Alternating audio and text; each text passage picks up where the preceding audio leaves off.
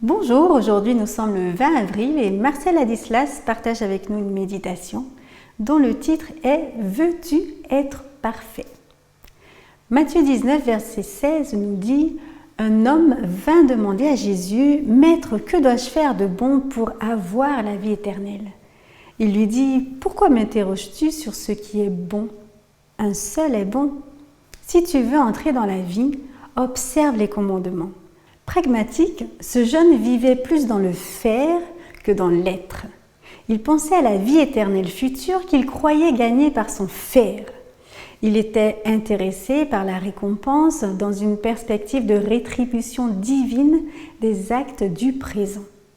Mais Jésus va renverser les choses et lui montrer que la vie éternelle commence aujourd'hui par un changement de l'être. Voici une histoire rabbinique. Un homme sort de la synagogue tout heureux. Son ami lui demande « Pourquoi ?»« Je viens de voir Dieu, lui répond-il. »« Comment cela? Qu'as-tu vu ou entendu ?»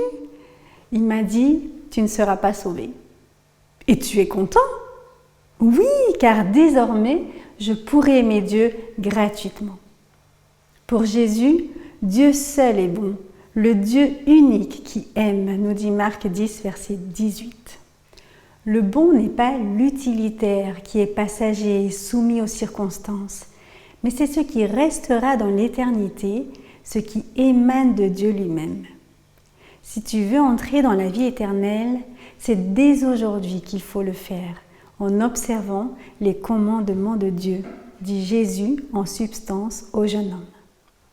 En effet, les actes posés sont les preuves de l'amour que l'on a pour Dieu. Parmi les 613 commandements du Pentateuque, Jésus se limite aux 10 paroles et plus particulièrement à celles qui concernent les relations humaines. Ailleurs, il les résume dans le commandement d'amour de Dieu et du prochain comme soi-même. Paul affirme que l'amour est l'accomplissement de la loi, ce qui l'amène à la perfection. Les commandements sont des chemins de liberté, comme Pâques est une fête de la liberté qui nous libère du péché et de la mort.